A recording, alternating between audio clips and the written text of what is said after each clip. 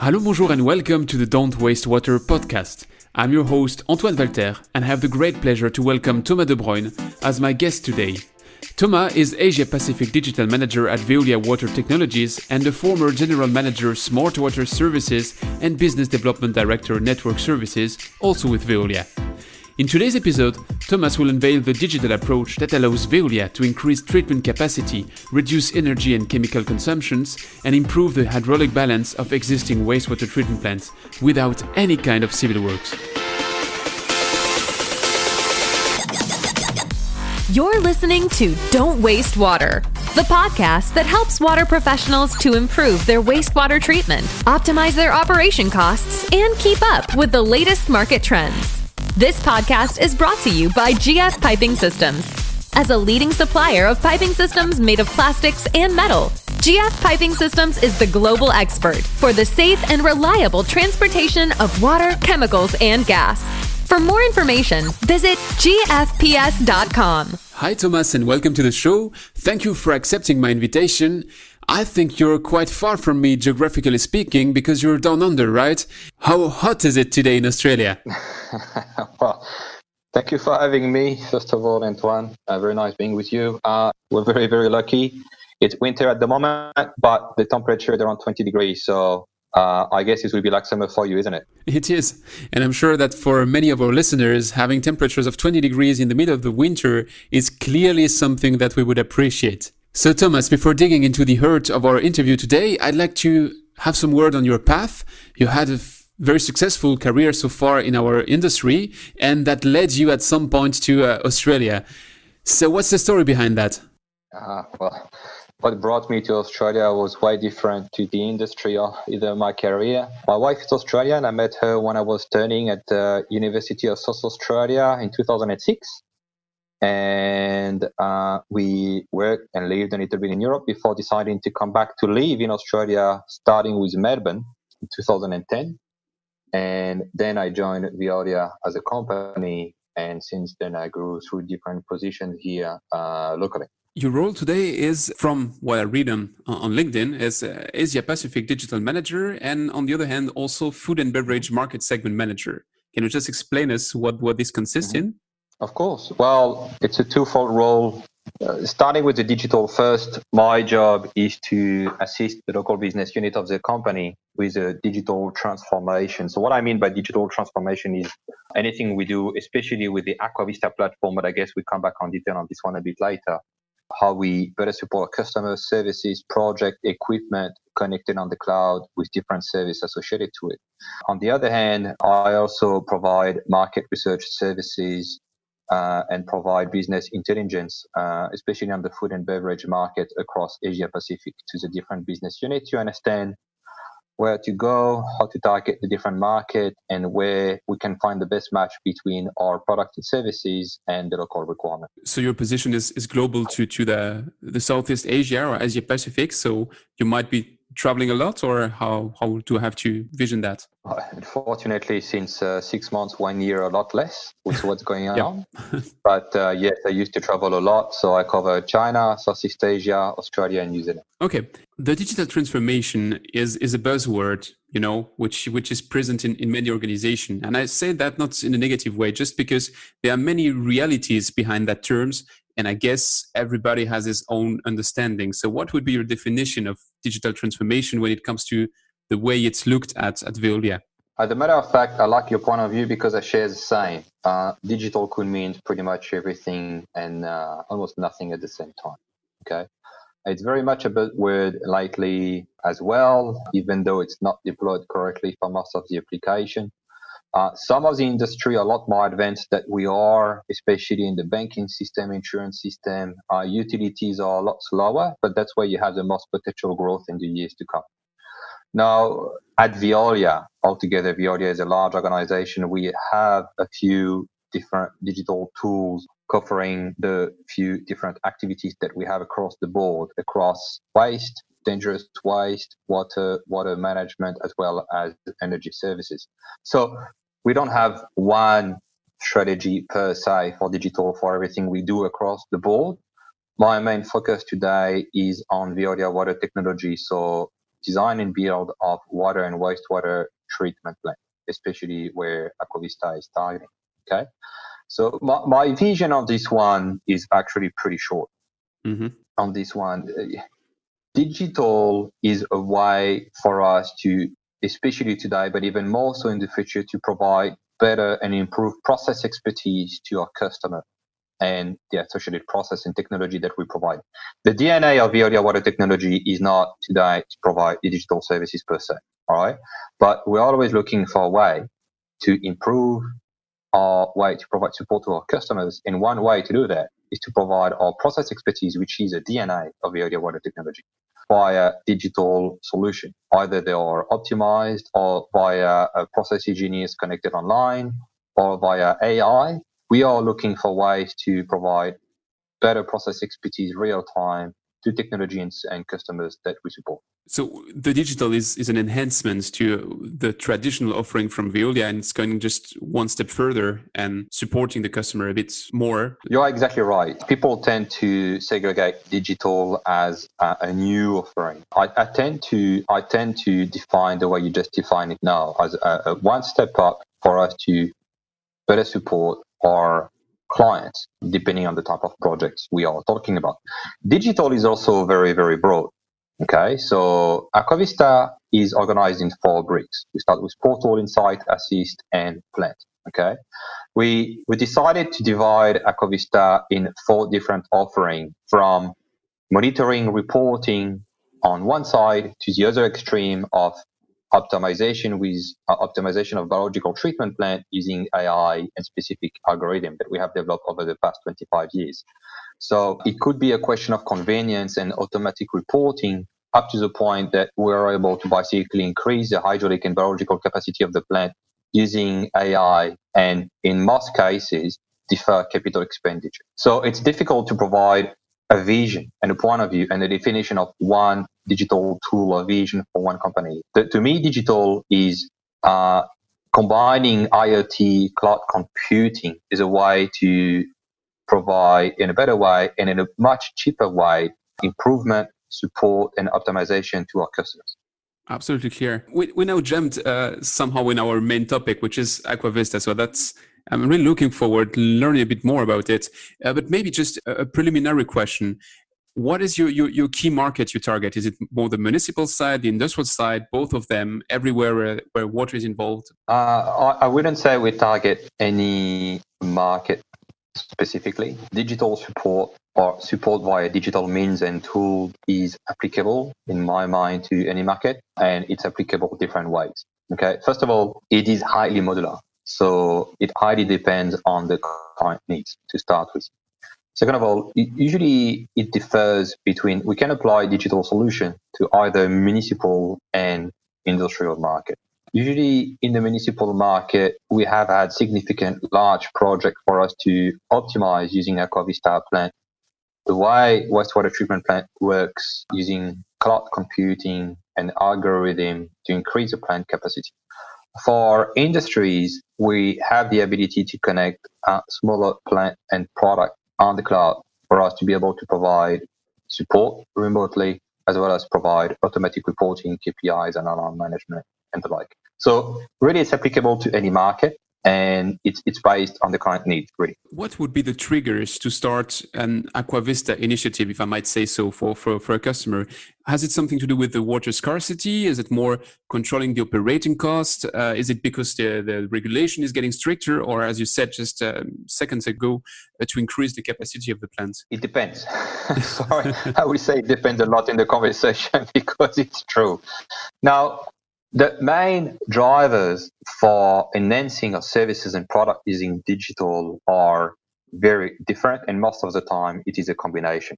Okay, so let's start one by one. Compliance, for instance, compliance, especially for discharge, is and will always be an issue. Okay, so improve the visibility of the different plants with remote monitoring and alarm management, automatic reporting, and so forth, sent to different people on time, will basically assist the customer, and if they want remote support from ourselves as well, to basically monitor that we are aligned with the local regulation for discharge and avoid the different fine and non-compliances, which is always an issue. Now, in regards to Opex reduction and operation performance, this can have a drastic impact as well. To give you a specific example, one of the main features of this platform is that it collects and aggregates data to display them in a very friendly and powerful way.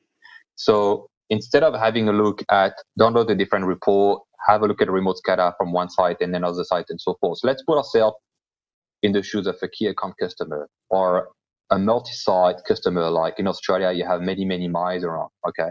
We have the capacity today to connect the different plants using the same portal, so one login, one password, and connect with only a few clicks the performance of the different plant and compare using specific KPIs how these plants are running. To give you an example, let's say we use clarification process for intake water on 5 or 6 different mines or for the treatment of tailing dams, for instance. We have the ability today to connect them. We have the ability today to set up KPIs around how much chemical are we using per meter cube of water produced, or what is electrical consumption per meter cube produced and the like, to compare how the plants are currently performing. So we go one step up, right? As a matter of fact, we go a few steps up above what we're able to do to compare how the plants are basically performing between each other after we have normalized and displayed the data in a friendly way, which will always give good insight for operators and management to run their plant,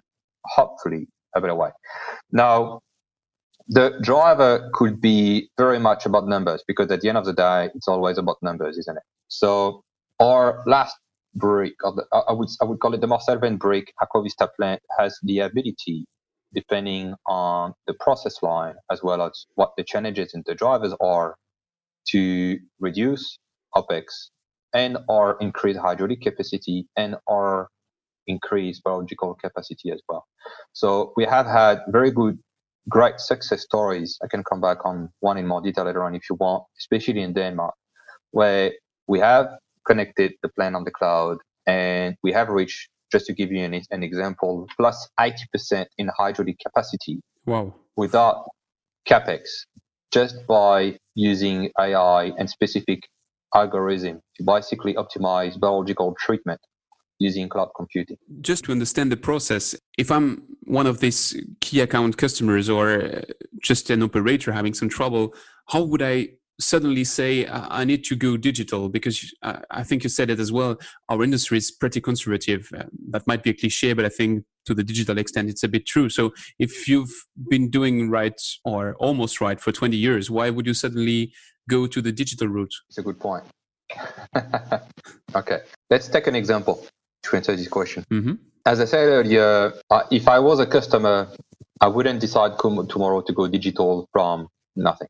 We already at Veolia and Veolia Water Technology service a lot of customers around Asia Pacific. I'll give you an example of Rio Tinto.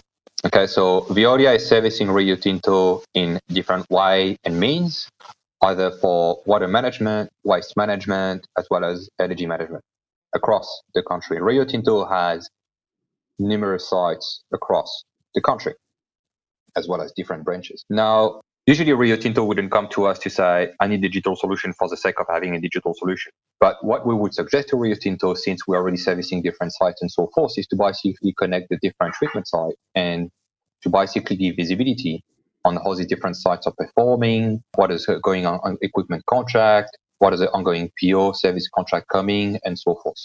Okay. An analogy that I like to give a lot to my customers to get out of the context and the water sector, because it helps a lot, is to use banking. 10 years ago, when we wanted to make a bank transfer or open a new bank account, deposit account, a broking account, or whatever, we had to go to the bank, provide the paperwork, and so forth. Today, everything is done online. So you basically go online, you can have a look at the history of the expenses, you can provide some charts about who is spending what and when and how. The bank is even able to analyze doing big data, obviously, and data mining, what our behavior pattern is, and so forth, to see if we can have our claim for credit card and so forth. Today, that's exactly the same thing. If we're servicing our customer, we're already working together. But what we can offer is to basically have the customer to have the site already connected, have visibility on the document management, the contract management, see what's coming, who has done what were the alarm, and so forth on their own portal. Okay, so that means that basically the acceptance is coming in our industry just because we might be late compared to some other trends, but still it's not sending rockets to the moon. So people might accept it. Now, assuming that they accept to go that route, how does it start? Does it start with a diagnosis from your side, or do you directly enhance? I guess you have to, like a doctor, start with the diagnosis. Okay. Usually on the service side, the client that we've been servicing for a long time, after explaining the value of having their own portals and live KPIs and remote support as well, it's an additional value and additional level of service of client that we were already providing services to in the past. If it's a new client, we always offer digital layer to our service specialty chemical offering as well on the top of what we are doing. I would call it as an option so that they have better visibility, better transparency. They can compare the sites, consumption chemical, and so forth as well. Now, when we start to dig into the plant optimization using AI, that's another story because it's more of an project approach. So usually our customers approach us, or we basically refer to the tenders where the client is looking to expand the treatment plant, biological treatment plant, because they have a bottleneck of some sort or they have a compliance issue. And we do a study to assess if on our side, our suite of features, which in a nutshell are the algorithm that we can use to basically optimize using AI the way the plant works, could be a fit or not. If it's a fit, then we approach the client with, as you understand, most of the time an alternative offer, an alternative approach to optimize the plant, which would allow the client to defer the capex or potentially go for capex, new sensors, actuators, small capex and ongoing subscription for the client to be able to improve the way the plant is running, and most of the time increase the capacity of the plant as well. So you need some data. The data is not always available, I guess, or sometimes it might need to be enhanced. So do you need to have these first phases where you maybe add some sensors, or you put the plants on your watch? Not really. Usually the data we need to connect are more or less aligned with the data we need to connect for a conventional design basis for a plant DNB or a plant upgrade. With that, we have the tools in the house to run a projection, to run a simulation, to assess if and how the algorithm will assist the biology to have a better output. Okay? Mm-hmm. It's a mix of things because the way Aquavista plant works, so the most advanced module of Aquavista AI to optimize biological treatment, the plant will basically, in a nutshell, we can also call it advanced control. There will be a control philosophy applied by the local PLC SCADA. What we're offering is to basically using cloud computing to feedback every 1 to 2 minutes specific set points to optimize the biology of the plant. So there will be a little bit of work on the PLC to ensure that the PLC will consider the different set of set points calculated on the cloud. We will use for this what we call an OPC bridge to communicate with a platform located on the cloud. And in the cloud, that's where the cloud computing takes place. The main upside of this is that we do not need a local server and to maintain a local server for the optimization to work. Everything is done on the cloud. So it's a lot cheaper and a lot easier to deploy compared to a local solution. On a technical point of view, I'm fully with you. I see how it might be much more convenient and much more efficient to be operating from the cloud. But I'm a bit wondering about the acceptance, because sometimes when you talk with operators, they're not that happy of having all their data flowing somewhere to the cloud, and maybe someone could hack it. Or is it a fear which is still there, or did you overcome that? It is always the first fear. You're very right to mention it. You're right to mention that one of the downside, or what can I call it? The main fear that cloud computing, by sense, meaning there is a need of data transmission to the cloud and then put back and then fed back to the PLC, would be on the cloud. Now, how can I explain that? We have at Veolia, like most companies, understood that the future is going this way. Most organizations are going this way for economy of scale, for us to be able to deploy our know-how and digital solution we have to go down this road. So we have very, very, very stringent policies and procedures in place to ensure that, first of all, the data when logged on site are safe. Then when the data are pushed from the site to the cloud using different telco solutions are also safe. And when the data on the cloud process, they're also safe. So we have a partnership with Amazon Web Services. Mm-hmm. We have a partnership with different organizations like E1 and 0 and so forth to ensure that the data transfer is very safe. But we have different policies and procedures in place, and they are tested continually to ensure that all of this is safe, and the client at any time can retrieve the information. It's theirs as well. So the data gets sent to the cloud, and in the cloud you have this cloud computing, which comprises some artificial intelligence, I guess machine learning, digital twin. Can you just elaborate on that aspect? Is it more, you've mentioned the benchmark as well, and I know that's something which is pretty much advanced in Australia compared to some other countries. So is it more a benchmark to real data, or do you run some modelization on a digital twin, and based on the results, you might give some advice? Okay, so there are two ways to look at that. Yes, we use digital twin to basically run the simulation, to basically calculate the different set point based on the different algo.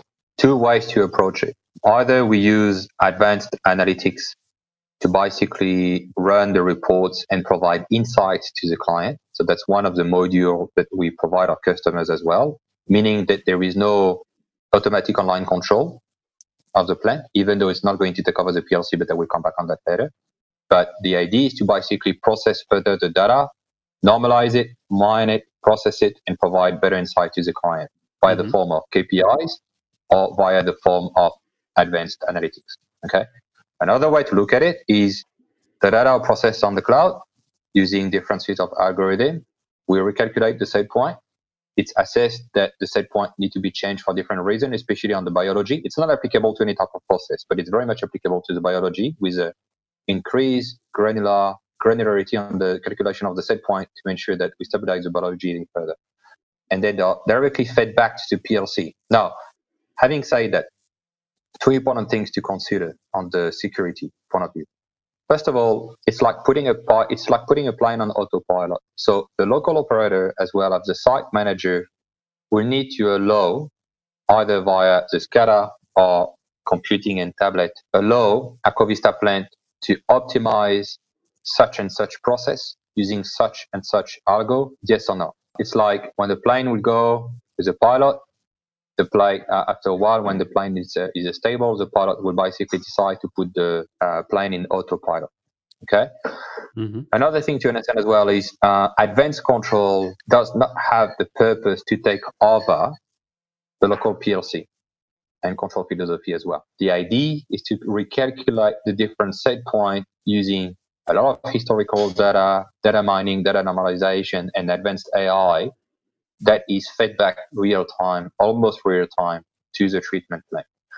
If there is any issue, we have a lot of safeguard in regards to data communication, data transmission, quality of the data if you have an issue on the setup of the sensors or calibration of the sensors and so forth. A lot of data check done to ensure that the data in are good quality for us to process the data before they're fed back to the PLC.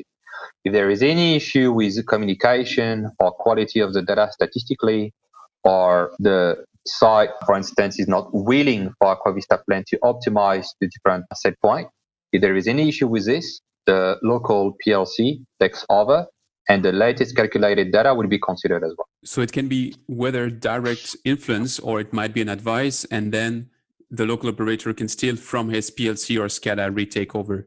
100%. The idea of advanced control is to refine the calculation of the biology using cloud computing to provide benefits such as increased capacity as well as reduced Opex. But ultimately, it's not to replace the local PLC. And we do this on purpose because as it is located on the cloud, and even for site calculation and so forth, you always need a fail-safe. I have a difficult question here for you. It's more a question of a crystal ball. If you had to foresee what's going to be the state of that same plant in 5 years, in 10 years. Today we have sensors, we have valves, we have things, automation loops a bit everywhere in the plant. which are linked to this PLC or to the SCADA. But already today, and even more in the future with IoT, those might be directly connected. Is it still that way that you see it in the future, that the PLC or the SCADA will remain the king? Or at some point, do you think that those equipment can directly communicate together? Well, you will always need both at the end of the day. To me, in the future, there will be more and more plant with a two-fold option. First of all, still with a local PLC SCADA, but for advanced control and optimization connected on the cloud, basically, like what Aquavista plant is offering. So I don't foresee, I don't foresee yet a situation where basically sensors and actuators will be directly connected on the cloud, or cloud computing to take place directly and information fed back to the different sensors and actuators. It's if I have another analogy to make, I will make an analogy with a Google tablet, for instance. Mm-hmm. You will still have a computer with a much lighter hardware, much faster hardware and memory disk, a lot lighter computer with longer battery life, half or potentially even third of the cost of another computer. But as you understand, a lot of the tools today are basically being processed on the cloud, like Google Sheet or Google Doc and the like. That's how I foresee some of the plants in the future. Okay, absolutely clear. If we look at the results that we can expect from Aquavista, what are your key performance indicators? Is it optimized Opex? Is it improved equipment lifetime? Is it regulatory compliance? A bit of both, a mix. So what can I expect and wait from the system? I guess if I focus on optimization, okay, so we've had a few case study on this one. The outcome can be significant. So to give you a specific case, we have been working with Blue Colding. So Blue Colding is a water utility based in Denmark. We started to connect them about 15, 20 years ago, and we have been optimizing their plant using the Aquavista platform, which started server-based first, but the algorithm and the science behind it was the same, and have been connected on the cloud about 2 years ago now. After 15 years, 20 years of operation, the following outcome has been achieved. So reduction in nitrogen by 27%, reduction of chemical consumption by 46%, reduction in energy production by 23%, hydraulic capacity increase plus 80%, and we have had a combined network plant approach with this client, which have provided a reduction of overflow in the sewer by 83%. Wow, those are really impressive numbers. But if I want to be now the devil's advocate, does that mean that the operator wasn't doing his job right before, or? Please be so. No, it's actually a very common question. The thing is, as a matter of fact, in our experience, advanced controls start to make sense when the plant is, as a matter of fact, already well maintained and well operated. We will not start to look into advanced control, for instance, if the plant is not well automatized. The first thing you need to do is to automatize your plant, all right? Mm-hmm. We will not start to consider advanced control if indeed there is an issue with site operation as well, because most of the time it's obvious. And if you burn the steps and go into optimization using AI before you properly run the plant with site labor, it will not work neither. So the thing is, using cloud computing and the different algos to stabilize the biology, as I explained earlier, the granulometry of the calculation of the set point is done every minute or every 2 minutes or so. That's something that is humanly not possible to do. The different set point could possibly change. Usually it's storm weather, dry weather on the wastewater treatment plant, but it could differ depending on the philosophy. But the number of considerations to take into account, like weather or inflow, outflow, different specificity on the process line and so forth, are way too many. And cloud computing is basically about using different set of algorithms to optimize the plant, the way the plant run on the top of what the operator is actually doing. Another analogy that we use as well is like the latest car that you buy today. So if you depart from your lane, or the car can basically see if you fall asleep or so to bring back into the lane or to brake. So you still need a driver. Mm-hmm. You still need a good driver. It's never going to replace good operator. It's never going to replace a good engineer by all means.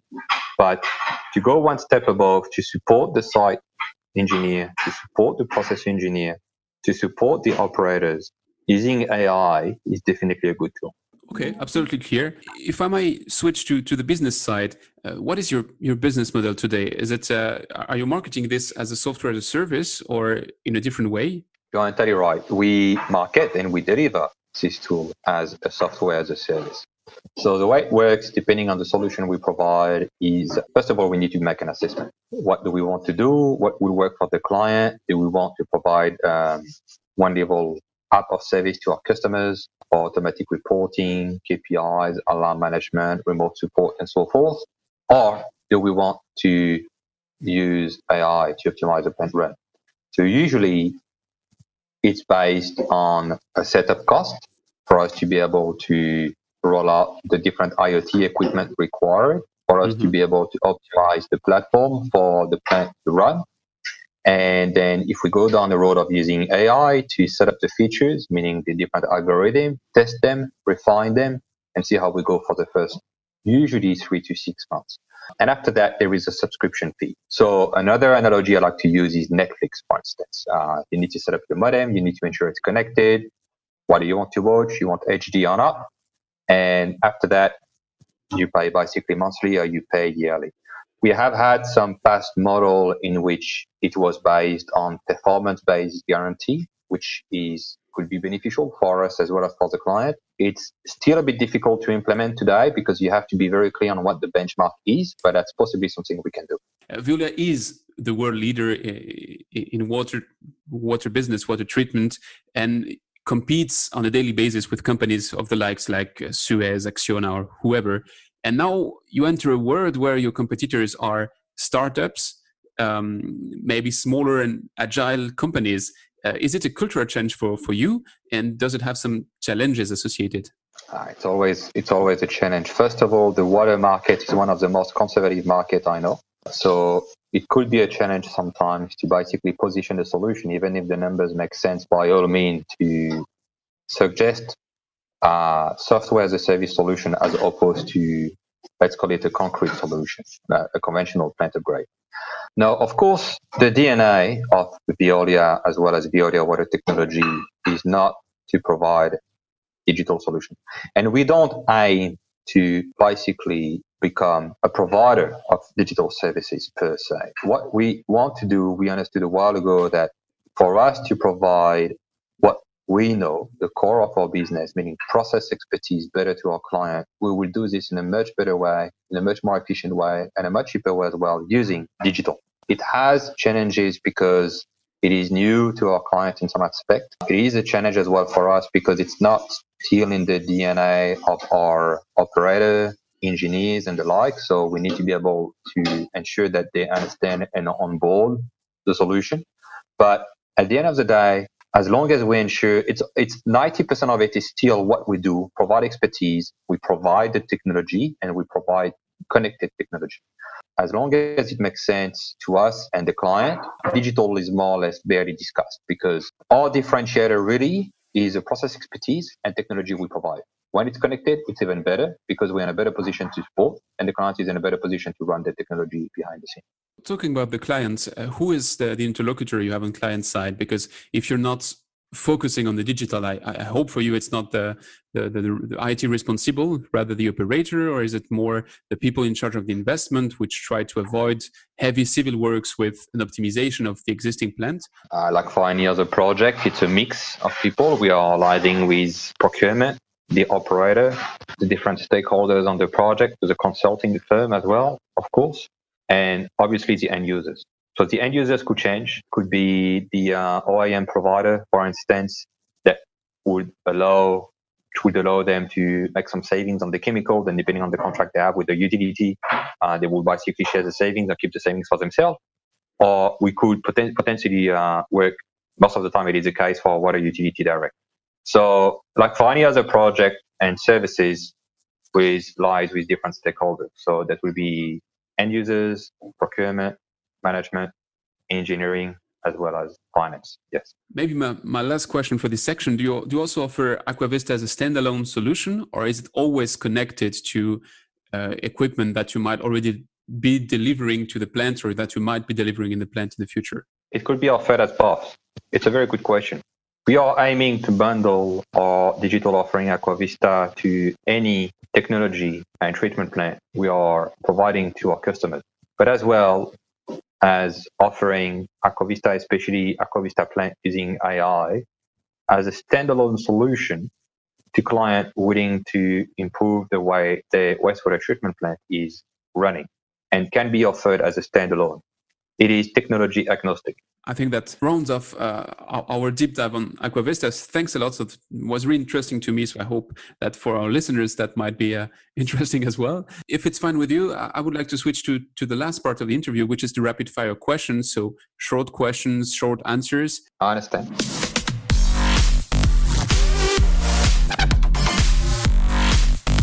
It's time for the rapid fire questions. What is the most exciting project you've been working on and why? The most exciting project. Well, I have one in mind. Unfortunately, I can't provide because it's still confidential. I can just say that in Australia, located in Newcastle. Why? Because it provided significant benefit to the customers and allowed them to defer a significant capex by a lot. And many people couldn't believe that we could provide such a process improvement using algorithm and AI. And we got to a point where for a much cheaper solution and a more advanced solution per se, we were in a position to allow the client to defer significant capex, and a very great case study. What's your favorite part of your current job? My favorite part. I guess that's what I'm doing now, to basically explain the solution in detail, how it works, the features, what to expect. I tend to have the opposite approach of most people trying to oversell this solution. I don't think it's a good approach to do that. I'm very realistic about what we can do and what we can and can't achieve. I guess the favorite part is to basically get to the point where after doing a first simulation, we can assess or not. It's not always the case, let's be honest. But if we come to a situation where we can assess that we can significantly optimize the way the plant is running using AI, put a project and a business plan together, my favorite part is to basically present the different findings and convince the client that that's the way to go. What is the trend to watch out in the water industry? In general or about digital? Well, digital might be the trend. Well, digital by itself is a trend, but we have to be very careful with digital because, as you explained earlier during the call, it could mean a lot of different things. What we have to look for today is different things. The Industry 4.0 by itself is defined in a lot of different sub-IDs or sub-segments, should I say. But what you're currently seeing in the market today, especially for utilities and the water utilities, we shouldn't forget as well about networks. There is a strong reduction in the cost of actuators and valve and sensors and the like, which are very autonomous for a long time, run and operated with a battery, which needs very low maintenance. So a lot cheaper to basically buy, deploy, and maintain. But on the top of this, we all know that the price of the data as well as data transfer is a lot cheaper than before. Now, cloud, data storage, normalization, so forth, as well as cloud computing, again, is a lot cheaper than before. The water market, in a way, is data rich, but information poor. I'm not too sure if you have heard this before. Mm-hmm. So we are entering a phase where it's exciting, but still could be confusing, where we're basically able to collect a lot of more data because it's a lot cheaper and it's a lot more feasible to before. So we are in a position where we are basically opening a lot of black boxes. So we need to understand what we can do with them, and how we can transform that is something pragmatic and actionable for the operator. So the trend is more on the network performance? No. On the network performance, I would say that it's currently being done. Okay. I think in the future, not yet, the trend will be more on the process and treatment side than networks. The smart network ID is already quite well ingrained into the water professional. Mm-hmm. Okay. What is a bit less ingrained today is what we discussed a bit earlier during the interview about smart control. Okay. So I see the future trend today into further acceptance of the different water professional to basically allow advanced control using AI and ideally cloud computing because it's a lot cheaper to deploy for the treatment plant to be optimized. We need to keep in mind as well the impact of COVID. So In the latest Global Water Intelligence magazine, 70% of utility leaders believe in uptake of automation and digital solutions. So we can see there was a switch in mindset operating lately. We can see two main trends. The first, digital and smart solution. There is an acceleration in investment in that subsegment in the water market, even though compared to conventional Opex and Opex for the other type of asset in utilities is still lower. But it's the fastest growing subsection of the water market happening today.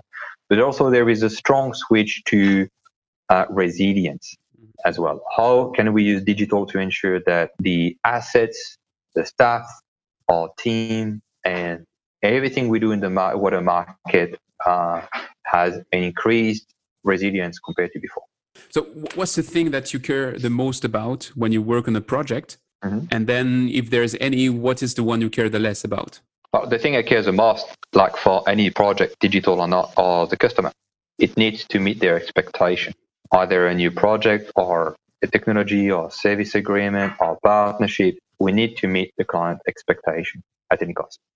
That's what I would care the most. What I would care the least, I guess it's a good question. I haven't thought about this one. Really, I don't know. I haven't asked myself this question. What I would care the least, it's a good one. Maybe there's nothing you care less. Maybe, yeah, I don't know. What maybe not too important to me would be, look, providing a digital solution, like any other solution, it's a mix of different things. So we can have a very high performing tool, for instance. If we don't understand the customer expectation, we're not going to achieve the right result. What's very important to me is, if, let's say we want to roll out a digital offering and we want to allow for some labor in the background to basically review it on a weekly basis and provide support. What matters to me is we meet the customer expectation. What matters less to me is if we haven't rolled out what we try to push to the client at first, but we meet their expectation and it works best in their eyes. That's the most important matter. It's a good one. You've already mentioned GWI, but do you have sources to recommend to keep up with water and wastewater market trends? Well, yeah, there would be a few, really, depending on the country. Mm-hmm. But basically, GWI is a very important one on the smart networks. You will have smart networks for EU, especially focusing on Europe. You will have CRC for water-sensitive cities. So International Water Association, we just talked about it. And have a look at the CEO water mandate as well. That's basically an association gathering the different CEO, industrial CEO, focusing on water savings in the key industry. I'm going to make some links to your advices in the episode notes, so that way everybody can check your recommendation. My last question would be, would you have someone to recommend that we should definitely invite on the podcast as soon as possible? Should they be from the same company or what you would recommend? another sector? I think, I will recommend Aude Gillard. So Aude Gillard is a chief digital officer of Veolia Water Technology.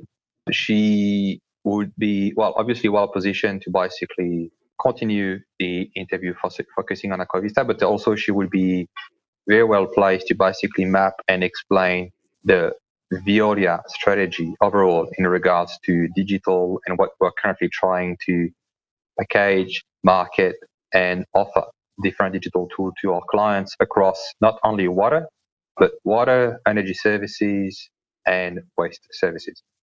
So I'll make sure that we extend an invitation as soon as possible. Thanks a lot for the time you spent with us today. That was very interesting. Thank you for having me. It was a pleasure. If our listener want to follow up on what we discussed, where can they find you online? Where can they contact you? Well, they can find me on LinkedIn. So Thomas Debruyne, Debruyne. I work for Veolia Water Technology. Otherwise, they can send me an email on Thomas, Thomas, Debruyne, so Debruyne at Veolia, Veolia.com. Oh, fine. So I put the details also in the episode notes. Maybe not your email because I don't want you to be too much spammed, but I put a link. Thanks for listening to Don't Waste Water. This podcast was brought to you by GF Piping Systems. Loved this episode? Head over to Apple Podcasts to subscribe, rate, and leave a review. See you next time.